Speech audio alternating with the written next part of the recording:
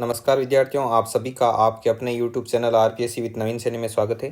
विद्यार्थियों, अब हमने पिछले वीडियो में सामाजिक कौशल तक छोड़ा था, तो सामाजिक कौशल से आगे लेते हैं। तो देखो, सामाजिक कौशल क्या होता है कि समाज में रहने, मिलने जुलने, बात करने का कौशल होता है, वो कहलाता है सामाजिक कौशल।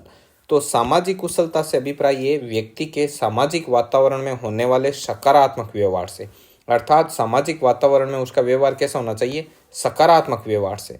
तो सामाजिक कौशल रखने वाले व्यक्तियों में निम्न विशेषताएं पाई जाती है। जिनमें अच्छा सामाजिक कौशल होता है उनमें क्या क्या विशेषताएं पाई जाती है? नेतृत्व क्षमता, अर्थात उनमें लीडरशिप का गुण होता है। वो 10-15 लोगों के बीच में जाकर बोलना शुरू करते हैं, लोग उनकी बात को ध्यान से सुनते हैं और उनको क्या करते हैं, फॉलो करते हैं। तो इसे बोलते हैं नेतृत्व क्षमता। वाक चातुर्य का मतलब होता है बोलने में चतुर, ठीक है। इसको वाकपटु भी बोल सकते हो। वाक चातुर्य मतलब बोलने में बहुत ज़्यादा क्या होते हैं, चतुर होते हैं। मतलब किस समय कौन सी बात करनी है, किस समय कौन सी बात नहीं करनी, इनको अच्छा खासा नॉलेज होता है। इसके अलावा संप्रेषण कला का धनी, मतलब संप्रेषण मतलब अपनी बात दूसरों तक पहुंचाने का इनमें बहुत ही ज़्यादा अच्छा क्या होता है, गुण होता है। संप्रेषण कला में ये क्या होते हैं, माहिर होते हैं। मतलब किस बात को किस हिसाब से प्रस्तुत करना है, मतलब किसी भी चीज़ को प्रस्तुत करने में माहिर होते हैं। समायोजन क्षमता, समायोजन क्षमता मतलब हर चीज़ को ये एडजस्ट कर लेते हैं, ठीक है। कि ये बात ऐसी हो गई तो इसको ऐसे कर लो, इसको ये कह दो, इसको ये चीज़ दे दो, इससे ये वापस ले लो, इसका कद बढ़ा दो, इसका नीचा कर दो। ऐसा किस में होता है, ये नेता लोगों में होता है। तो ठीक है, तो उनमें समायोजन क्षमता बहुत अच्छी होती है। किसी भी प्रकार के आदमी को क्या कर लेते हैं, टैकल कर लेते हैं, ठीक है। मिलनसार भी होते हैं। एक बार किसी से मिलते ही मतलब थोड़ी देर में उसके साथ घुल मिल जाते हैं। सहयोग की भावना भी होती है इनमें। यह क्या करते हैं, हेल्पफुल नेचर होता है। दूसरे लोगों की हर संभव मदद करने का क्या करते हैं, प्रयास करते हैं। इसके अलावा इनका डिसीजन पावर बहुत अच्छा होता है। मतलब निर्णय लेने की इनमें क्या होती है, क्षमता होती है। ये ऐसे नहीं कि हाँ कर दो या ना करें, तो इतने में क्या करें कि भाई पूरा टाइम ही खराब कर दे, कभी हाँ हाँ कभी ना ना, ऐसे नहीं। निर्णय लेना मतलब ठोस निर्णय लेने में इनको क्या होती है, महारत हासिल होती है। इनके अलावा इनको सामाजिक सरोकार की समझ भी होती है कि समाज क्या चीज़ है, क्या नहीं है, किस प्रकार समाज में रहना, उठना बैठना चलना, समाज का क्या महत्व है, समाज को किस दिशा में आगे बढ़ाना है, समाज के प्रति इनमें मतलब सामाजिकता का गुण पाया जाता है। तो इन सब कला के जो धनी होते हैं उनमें बहुत ही अच्छा सामाजिक कौशल माना जाता है, ठीक है। अब इसके आगे क्या है, देखो सामाजिक कौशल हो गया, तो हम पढ़ रहे थे ये, तो आदत वगैरह, इसमें देखो ये कितने कंसेप्ट थे, रुचि ये हम पढ़ रहे थे। तो देखो सामाजिक कौशल भी आ गया। अवधान, अब अवधान और स्मृति क्या है, सामाजिक कौशल पढ़ लिया, आत्म संपर्क पढ़ लिया, मनोवर्ती पढ़ ली, रुचि पढ़ ली, अभिरुचि पढ़ ली, आदत पढ़ ली और सामाजिक कौशल पढ़ लिया। अब शेष क्या बचा, अवधान, अवधान और स्मृति। एक अवधान और एक स्मृति, तो इनका अब हम अध्ययन करेंगे, ठीक है।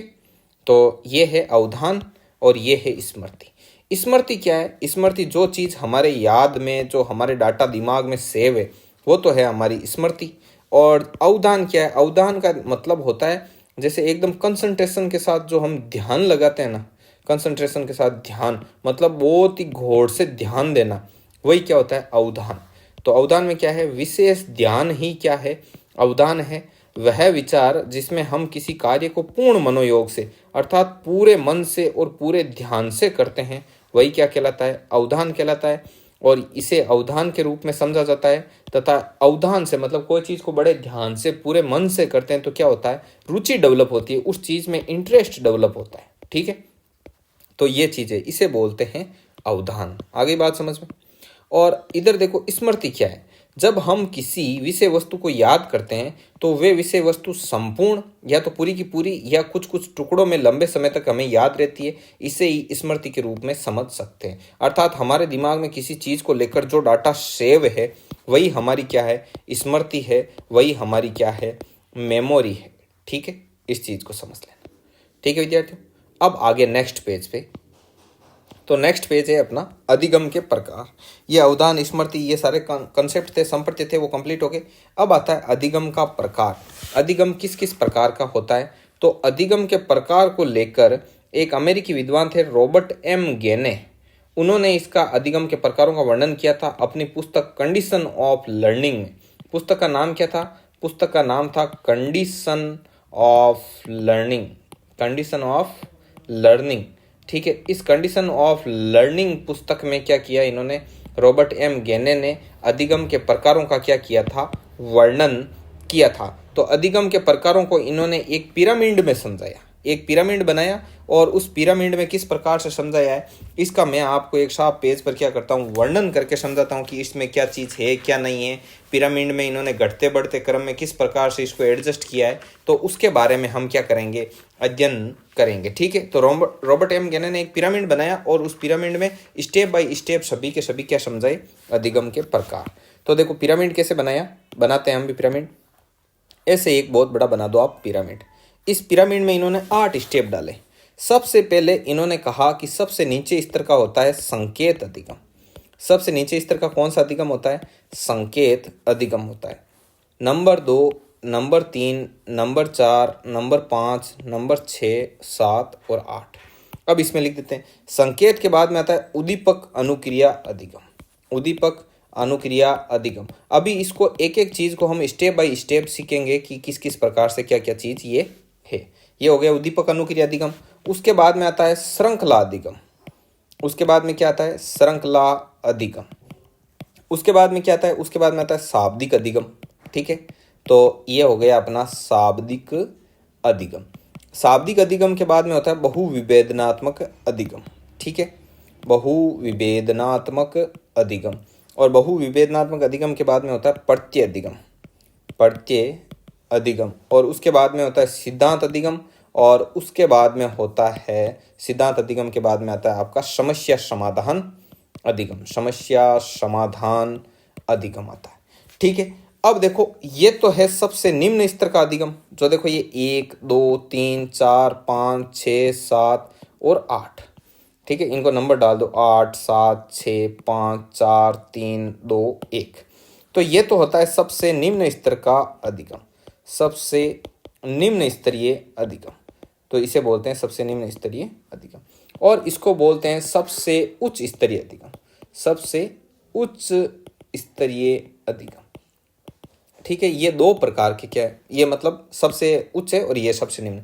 अब क्वेश्चन कैसा आता है, कब क्वेश्चन आता है कि रॉबर्ट एम गेने ने जो अधिगम के प्रकारों का वर्णन किया उनमें से निम्न में कौन सा नहीं है। तो अब आपको पता लगाना कि भाई संकेत है, उद्दीपक अनुक्रिया है, श्रृंखला है, शाब्दिक है, बहुविभेदनात्मक है, प्रत्यय है, सिद्धांत है, समस्या समाधान है। तो अब देखो कि इनमें से कौन सा नहीं है। ठीक है, अब इनको थोड़ा और समझते हैं। अब देखो इनमें जो नीचे 1 से लेके जो 4 तक हैं, 1 से लेके 4 तक, इनको बोलते हैं निम्न श्रेणी के अधिगम। निम्न श्रेणी। और 4 से ये ऊपर के जो 4 हैं, ये 4 उच्च श्रेणी के और ये 4 निम्न श्रेणी के अधिगम कहलाते हैं। ठीक है, और ये नीचे के जो 4 होते हैं इनमें क्या होता है, तर्क और चिंतन का अभाव पाया जाता है। ये निम्न श्रेणी के होते हैं और ये प्रारंभिक कक्षाओं के लिए होते हैं। प्रारंभिक कक्षाओं के लिए होते हैं। और जो ये 5 से 8 होता है ये उच्च श्रेणी के होते हैं। इनमें तर्क और चिंतन पाया जाता है और ये उच्च कक्षाओं के लिए होते हैं। अब इनको हम एक एक को समझते हैं, संकेत अधिगम, उद्दीपक अनुक्रिया अधिगम, ऐसे। ठीक है, ये सारों के नाम हैं। और अब देखो 1 से 4 तक हैं ये, तो ये क्या कहलाते हैं, निम्न श्रेणी के हैं। इनमें तर्क और चिंतन का अभाव पाया जाता है और ये प्रारंभिक कक्षाओं के लिए। और ये 5 से 8 तक हैं, ये उच्च श्रेणी के, इनमें तर्क और चिंतन पाया जाता है और ये उच्च कक्षाओं के लिए। ठीक है, तो ये ऊपर वाले 4। तो सबसे सर्वोच्च स्तर है समस्या समाधान अधिगम और सबसे निम्न स्तर पर है संकेत अधिगम। अब देखो सबसे पहले संकेत अधिगम क्या होता है। जब हमारा व्यवहार किसी अनुकूलन के कारण होता है तो ये संकेत अधिगम कहलाता है। इसमें तर्क और चिंतन का अभाव पाया जाता है और ये पावलोव के अनुकूलित अनुक्रिया सिद्धांत पर आधारित है। ये लाइन वेरी इंपॉर्टेंट है कि ये पावलोव के अनुकूलित अनुक्रिया सिद्धांत पर आधारित है। ये चीज़ क्या है, मोस्ट इंपॉर्टेंट है। आपको सीधे ही पूछेगा कि रॉबर्ट एम गेने के प्रकारों में से कौन सा प्रकार पावलोव के अनुकूलित अनुक्रिया सिद्धांत पर आधारित है। तो अब देखो इसमें है क्या, इसको देसी भाषा में समझें तो कि इसका डेली रूटीन से क्या लेना देना है। संकेत, संकेत का मतलब होता है इशारा। जब आप इशारे से ही किसी चीज को समझें तो उसे संकेत अधिगम कहते हैं। जैसे चौराहे पर लाल बत्ती लगी होती है, ठीक है, जैसे ही लाल बत्ती रहती है आप वहीं पर क्या हो जाते हो, रुक जाते हो, क्योंकि लाल बत्ती के साथ आपका अनुकूलन हो चुका है। आप रोज वहां से जाते हो और आपको इस चीज का ज्ञान हो गया। अब आपको दिमाग लगाने की, तर्क चिंतन करने की कोई आवश्यकता नहीं है कि आगे पीछे देखें बाकी गाड़ियां रुकी है एक नहीं रुकी है, एक हमको रुकना है, एक हमको चलना है, एक साथ वाला चल रहा है, एक नहीं। लाल बत्ती देखी और आप रुक गए, मतलब ये है संकेत अधिगम। ये सबसे निम्न स्तर का अधिगम है जिसमें आप क्या करते हो, सिर्फ संकेत मात्र से ही समझ जाते हो और इसमें तर्क और चिंतन नहीं पाया जाता है। तो देखो, जब हमारा व्यवहार किसी अनुकूलन के कारण होता है तो ये संकेत अधिगम कहलाता है। इसमें तर्क और चिंतन का अभाव पाया जाता है। ये पावलोव के अनुकूलित अनुक्रिया सिद्धांत पर आधारित है। और चौराहे पर लाल बत्ती को देखते ही वाहनों का रुक जाना संकेत अधिगम में आता है। अब कई बोलेंगे कि सर इसमें तो संकेत अधिगम का और उदाहरण, और जैसे इनमें तर्क चिंतन नहीं होता, गायें भैंसें तर्क चिंतन नहीं करती, अब आप उनको इशारे से ऐसे हाथ ऊपर करते हो तब तक वो चलने लग जाती है। समझ में आई बात? तो उसमें भी तर्क और चिंतन नहीं है। तो ये अधिगम का क्या है, सबसे निम्न स्तर है। उसके बाद में होता है उद्दीपक अनुक्रिया अधिगम। इसमें क्या होता है, उद्दीपक का मतलब होता है लक्ष्य और अनुक्रिया का मतलब होता है कोई क्रिया करना। जब आप किसी लक्ष्य को टारगेट करके कोई क्रिया करते हो तो इसे उद्दीपक अनुक्रिया कहते हैं। जब हमारा व्यवहार किसी उद्दीपक के प्रभाव अर्थात उद्दीपन पर आधारित होता है एवं व्यक्ति विशेष पर अपना प्रभाव छोड़ता है तो ये व्यवहार उद्दीपन अनुक्रिया अधिगम कहलाता है। और ये थोंडाई के सिद्धांत पर आधारित है। तो इसको ध्यान में रखना कि जो रॉबर्ट एम गेने के प्रकारों में कौन सा सिद्धांत, जो कौन सा प्रकार है वो थोंडाई के सिद्धांत पर आधारित है, तो उद्दीपक अनुक्रिया अधिगम। ठीक है, तो इसका विशेष ध्यान में रखना। अब उद्दीपक अनुक्रिया कैसे, कि इसमें क्या होता है, एक निश्चित उद्दीपक होता है, उस उद्दीपक के कारण ही हम कोई ना कोई क्या करते हैं, अनुक्रिया करते हैं। जैसे विद्यालय की घंटी बजती है तो घंटी क्या है, उद्दीपक, और बालकों का विद्यालय की तरफ दौड़ना क्या है, अनुक्रिया है। अब देखो ये अधिगम का क्या है, सेकंड प्रकार है रॉबर्ट एम गेने में। तो देखो, जब हमारा व्यवहार किसी उद्दीपक पर आधारित होता है, देखो उद्दीपक पर आधारित है, घंटी बजने के कारण बच्चे दौड़ रहे हैं एवं व्यक्ति विशेष पर अपना प्रभाव छोड़ते हैं। ऐसे नहीं कि जैसे बाजार में घंटी बजी, ठीक है, किसी स्कूल की, तो सारे बाजार में जितने भी बच्चे थे उस स्कूल के वो उसी स्कूल में भाग गए। ऐसे नहीं कि साथ में कोई शॉपिंग करने आया था वो भी स्कूल में भाग गया, नहीं। क्यों? क्योंकि ये व्यक्ति विशेष पर अपना प्रभाव छोड़ता है। तो ये व्यवहार उद्दीपक अनुक्रिया अधिगम कहलाता है और ये थोंडाई के सिद्धांत पर आधारित है। और उदाहरण में क्या है, विद्यालय की घंटी बजते ही बालकों का विद्यालय की तरफ दौड़ना। ठीक है, अब इसके बाद में है श्रृंखला अधिगम। तो श्रृंखला अधिगम क्या होता है, अगला है श्रृंखला अधिगम। तो श्रृंखला अधिगम है कि जब होने वाला या किया जाने वाला व्यवहार किसी एक निश्चित श्रृंखला या क्रम में ही संपन्न होता है तो वो श्रृंखला अधिगम कहलाता है। अर्थात जब हम किसी चीज को स्टेप बाय स्टेप सीखते हैं, एक निश्चित सीक्वेंस में ही उसको सीखते हैं, निश्चित सीक्वेंस के अंदर किसी चीज को, निश्चित क्रम में किसी चीज को सीखते हैं, तो वो श्रृंखला अधिगम के अंतर्गत आता है। और वर्णमाला के वर्णों को एक निश्चित क्रम में ही पढ़ा जाता है या सीखा जाता है। और श्रृंखला अधिगम है वो एडविन गुथ्री के सिद्धांत पर आधारित है। तो आपसे क्वेश्चन पूछा जा सकता है कि एडविन गुथ्री के सिद्धांत पर आधारित रॉबर्ट एम गेने के अधिगम के प्रकारों में से कौन सा है, तो कौन सा है, श्रृंखला अधिगम। अब देखो, अब आते हैं, यहां से शुरू होते हैं शब्द। तो शाब्दिक अधिगम, जब हमारा व्यवहार निश्चित रूप से शब्दों पर निर्भर होता है तो हमें उन शब्दों को स्मरण या याद करना होता है और आगे की परिस्थिति में उनको उपयोग में लाना होता है, तो इसे ही शाब्दिक अधिगम कहते हैं। शब्दों को स्मरण करना या रटना, ये शाब्दिक अधिगम होता है। तो ये शब्दों के माध्यम से होता है, शब्दों पर निर्भर करता है। इसमें आपको क्या करना होगा कि कुछ निश्चित शब्द आप याद किए और याद करने के बाद उन शब्दों का आपने वापस क्या किया, फिर से प्रयोग किया अलग परिस्थिति में। तो ये एक तरीके से क्या हो गया, शाब्दिक अधिगम। ठीक है, अब आता है बहुविभेदनात्मक अधिगम। जब हमें बहुविभेदनात्मक का मतलब क्या होता है, बहुत सारी चीजों में विभेद करना, मतलब उनमें से अलग छांटना। तो जब हमें दो या दो से अधिक उद्दीपकों में से किसी एक सही उद्दीपक को छांटना होता है कि ये एक से ज्यादा उद्दीपक हैं, इनमें से कोई एक सही उद्दीपक को छांटो, तो वह क्या कहलाता है, बहुविभेदनात्मक अधिगम कहलाता है, जिसमें अपन एक सही चीज को छांट लेते हैं। जैसे बहुचयनात्मक प्रश्नावली है और उसमें से एक सही विकल्प को हम छांटते हैं तो वो बहुचयनात्मक या बहुविभेदनात्मक अधिगम के अंतर्गत आएगा।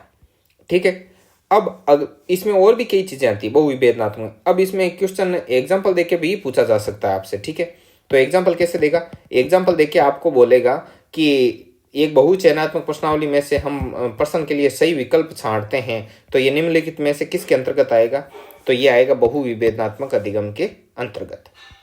उसके बाद में आता है प्रत्यय अधिगम।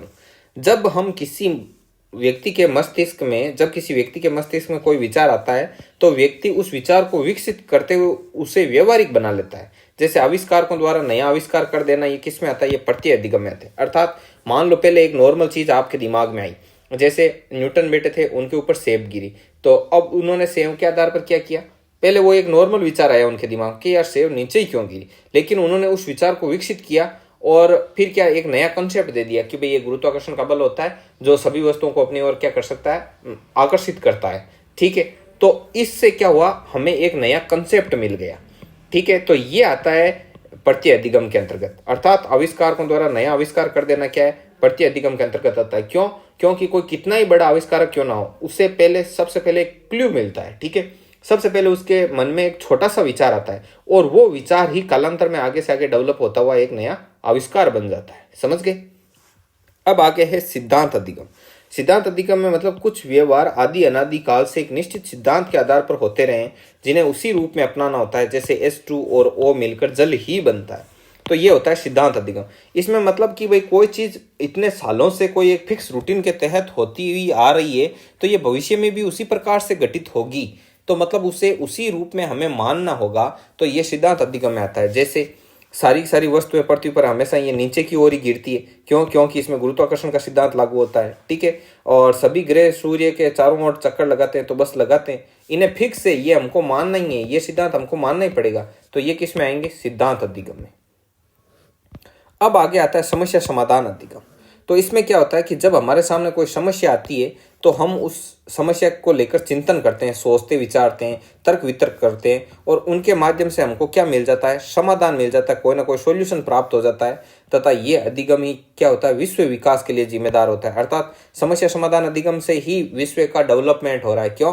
क्योंकि विश्व में नित्य रोज नई समस्याएं हमारे सामने आकर खड़ी होती है, और उन समस्याओं का हम अपने चिंतन और तर्क के माध्यम से क्या करते हैं? समाधान करते हैं।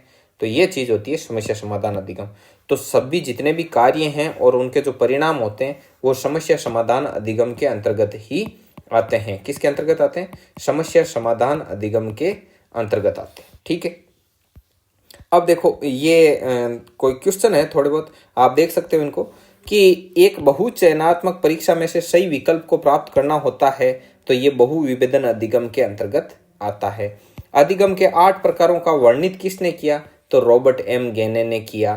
पेड़ से गिरता हुआ सेब देखकर गुरुत्वाकर्षण बल का सिद्धांत देने वाले वैज्ञानिक न्यूटन में किस प्रकार के अधिगम को समझा जा सकता है? तो ये प्रत्यय अधिगम है, कंसेप्ट अधिगम है। ये हमने देखा ना अभी, प्रत्यय अधिगम ये वाला, आविष्कारकों द्वारा नया आविष्कार कर देना, ये आएगा इसके अंतर्गत। ठीक है, और देखो अधिगम के प्रकार का उच्चतम स्तर कौन सा होता है? हाईएस्ट लेवल, तो वो होता है समस्या समाधान अधिगम। ठीक है, और इनमें से रॉबर्ट एम गेने संबंधित है। तो रॉबर्ट एम गेने ने क्या किया था? अधिगम के प्रकारों की एक श्रेणी विकसित की थी, पिरामिड नुमा एक श्रेणी दे दी। तो ये अधिगम का श्रेणी क्रम से संबंधित है। ठीक है, सामान्यतया कोई भी व्यक्ति दैनिक जीवन से संबंधित अपने कार्य एक निश्चित व्यवहार के रूप में ही करता है। तो रॉबर्ट गेने के अनुसार ये किस प्रकार में? ये श्रृंखला अधिगम में। क्यों? क्योंकि जो दैनिक जीवन से संबंधित कार्य है वो हम स्टेप बाय स्टेप करते हैं कि सुबह उठे ये काम करना, ब्रश करना, उसके बाद ये स्कूल जाना, कॉलेज जाना, पढ़ना लिखना, रात को सोने तक का एक डेली रूटीन क्या होता है? फिक्स होता है, एक निश्चित सीक्वेंस के तहत होता है। और निश्चित सीक्वेंस किस में आता है? श्रृंखला अधिगम में। आगे है कि बालकों में अधिगम कैसे होता है? तो क्रिया करके होता है, अर्थात मतलब बच्चे करके सीखते हैं।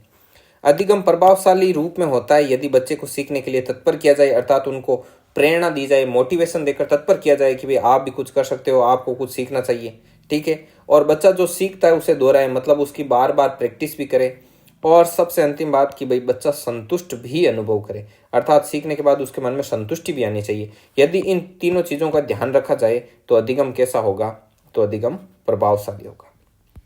ठीक है, तो सीखने की प्रथम अवस्था में सीखने की गति कैसी होती है? तो सबसे पहले तेज गति होती है, भाई प्रारंभिक अवस्था होती है। तो मैंने बताया था उदाहरण के माध्यम से कि भाई सुबह सुबह जाते ही स्कूल में वो मतलब कठिन जो सब्जेक्ट होते हैं, जटिल विषयों के जिनकी प्रकृति जटिल होती है, उनके कला से वो शुरुआत में रखने का प्रयास किया जाता है। ठीक है, और निम्नलिखित में से कौन सा विकास और अधिगम के बीच में संबंध को सर्वश्रेष्ठ रूप में जोड़ता है? अर्थात विकास को और अधिगम को कौन सा जो सेंटेंस है वो सही कनेक्ट करता है? तो इसके 4 ऑप्शन होते हैं, वैसे मेरे यहाँ पे लिखे हुए हैं इंपॉर्टेंट क्वेश्चन। मतलब अधिगम और विकास एक जटिल तरीके से क्या है? अंतर संबंधित है। मतलब अधिगम और विकास है वो आपस में एक दूसरे से रिलेटेड है, डीपली रिलेटेड है। ठीक है, अधिगम और विकास एक जटिल तरीके से क्या है? अंतर संबंधित है। ठीक है, अब इसके आगे क्या है? ये समस्या समाधान अधिगम वाली यही है, ये पेज डबल बार रिपीट है। अब इसके बाद में आएंगे अधिगम के सिद्धांत। तो अधिगम के सिद्धांत क्या है? तो तो देखो मनोविज्ञान में क्या हुआ था, पहले मनोवैज्ञानिकों ने कुछ कुछ आविष्कार किए, मतलब ऐसे सिद्धांत बनाए, और फिर उन्हीं सिद्धांतों का शिक्षा के क्षेत्र में प्रयोग किया। तो वो सिद्धांत क्या कहलाए, तो वो सिद्धांत कहलाए आपके अधिगम के सिद्धांत। समझ गए, मतलब साइकोलॉजी का नॉर्मल रूल ढूंढ लिया उन्होंने प्रयोग करके, और फिर उसको एजुकेशन में अप्लाई कर दिया ना, तो वो क्या हो गया, अधिगम का सिद्धांत हो गया। जैसे मनोविज्ञान के क्षेत्र में कुछ मनोवैज्ञानिकों ने प्रयोग किए, और ये प्रयोग बाद में शिक्षा के क्षेत्र में उपयोग लाए जाने लगे, तथा विशेष रूप से शिक्षण अधिगम मतलब टीचिंग लर्निंग का हिस्सा बने। इन्हें ही आज हम अधिगम के सिद्धांतों के रूप में जानते हैं। ठीक है, अब देखो अधिगम के सिद्धांत है ना, वो भी कितने प्रकार के हैं, 2 प्रकार के। एक तो है अधिगम के साहचर्य के सिद्धांत, और एक है अधिगम के ज्ञानात्मक क्षेत्र के सिद्धांत। तो SRT बोलते हैं इसको शॉर्ट में, मतलब स्टिमुलस रेस्पॉन्स थ्योरी, और SORT का मतलब होता है स्टिमुलस ऑर्गेनिज्म रेस्पॉन्स और थ्योरी। ये चीज है। तो ये 2 तरीके के थे। ठीक है, इनको संज्ञानवादी बोलते हैं, और इस साइड वाले होते हैं व्यवहारवादी। तो इनमें क्या है, ये O का मतलब है ऑर्गेनिज्म, और ऑर्गेनिज्म का मतलब होता है ज्ञानात्मक क्षेत्र का जन्म। तो अब इसको मैं डिफाइन करता हूँ, थोड़ा समझाता हूँ कैसे, कि जैसे SRT है स्टिमुलस रेस्पॉन्स थ्योरी है, और एक है SORT stimulus organism response theory. तो इसमें तो क्या है, सिर्फ इसको व्यवहारवादी सिद्धांत बोलते हैं इस साइड वाले, और इस साइड वाले कहलाते हैं संज्ञानवादी। ठीक है, अब होता क्या है, स्टिमुलस रेस्पॉन्स थ्योरी कहती है कि आप किसी स्टिमुलस को देखते हो, किसी भी लक्ष्य को देखते हो, किसी उद्दीपक को देखते हो, और उसको लक्ष्य या उद्दीपक को देखकर आप क्या करते हो, अनुक्रिया करते हो, रेस्पॉन्स देते हो। क्या देते हो, रेस्पॉन्स देते हो। ठीक है, अब स्टिमुलस और रेस्पॉन्स जितना बार बार होता है, तो आप उस चीज को क्या कर लेते हो, वो चीज आपके अभ्यास में आ जाती है, अर्थात आपको अधिगम हो जाता है। जैसे आपने सबसे पहले मान लो ये बिल्ली वाले प्रयोग आएंगे, तब आपको और अच्छे से समझ में आ जाएगा। नॉर्मली ये समझ लो कि आप किसी उद्दीपक को देखकर बार बार क्रिया करते हो, अर्थात रटंत अभ्यास से ही वो चीज आपके व्यवहार में क्या हो जाती है, स्थायी हो जाती है। ये चीज कौन कहते हैं, व्यवहारवादी। जबकि संज्ञानवादी क्या कहते हैं, संज्ञानवादी कहते हैं कि आप कोई स्टिमुलस लो, ठीक है, कोई उद्दीपक है, और आप सिर्फ उसके बारे में अनुक्रिया करते हो, तो सिर्फ इससे ही नहीं सीखते हो, आप अनुक्रिया तभी करते हो जब आपको इस स्टिमुलस के बारे में जानकारी हो, मतलब इसको लेकर आपके दिमाग में ज्ञान हो। ठीक है, यदि आपको इसको लेकर इसकी उपयोगिता वगैरह ध्यान होती है, तब भी आप इसको लेकर क्या करते हो, अनुक्रिया करते हो। मतलब केवल अभ्यास का ही रोल नहीं होता है, साथ ही साथ ज्ञान का भी क्या होता है, रोल होता है। ठीक है, ये बताता है, ये तो बोलता है कि चीजें यंत्रवत होती है, मतलब एक यंत्र की तरह, चाहे आप में दिमाग है नहीं है, आप बस प्रैक्टिस करते जाओ, और प्रैक्टिस करते आप क्या कर जाओगे, उस चीज को सीख जाओगे। जबकि ये कहता है कि केवल प्रैक्टिस नहीं होती, उसमें बुद्धि का भी रोल होता है, संज्ञान और ज्ञान का भी क्या होता है, रोल होता है। तो ये चीज है। ठीक है, तो अब देखो ये व्यवहारवादियों में कौन कौन से हैं, ये अनुकूलित अनुक्रिया का सिद्धांत ये इसमें आएगा, थॉर्नडाइक वाला, ये अनुकूलित अनुक्रिया ये पेट्रोविच पावलोव वाला, और प्रयास और त्रुटि थॉर्नडाइक वाला, पुनर्बलन वाला CLL वाला, और ये क्रिया प्रसूति ये BF स्किनर वाला। इन सब सिद्धांतों को हम आगे पढ़ेंगे। ठीक है, अब इनके अलग अलग नाम हैं, ये यहाँ से शुरू है, सही, अनुकूलित अनुक्रिया का सिद्धांत। तो यहाँ से हम अगले नेक्स्ट वीडियो में कंटिन्यू पढ़ेंगे। ठीक है विद्यार्थियों, तो मिलते हैं नेक्स्ट वीडियो में। इस PDF को यदि आप प्राप्त करना चाहते हैं, तो हमारे जो टेलीग्राम चैनल का लिंक है वो डिस्क्रिप्शन में दे रखा है, तो आप वहाँ से टेलीग्राम चैनल को ज्वाइन कर सकते हैं। और भी अदर कोई इंक्वायरी हो तो हमारा व्हाट्सअप नंबर है वो डिस्क्रिप्शन में दे रखे हैं, वहाँ से आप हमें व्हाट्सअप करके आप हमारे व्हाट्सअप ब्रॉडकास्ट में भी शामिल हो सकते हैं। और आपकी अदर कोई इंक्वायरी, कोई सजेशन, आपको किस प्रकार की वीडियो चाहिए, इस चीज़ के बारे में भी आप हमें मैसेज कर सकते हैं। ठीक है विद्यार्थियों, मिलते हैं नेक्स्ट वीडियो में, तब तक के लिए जय हिंद, जय भारत।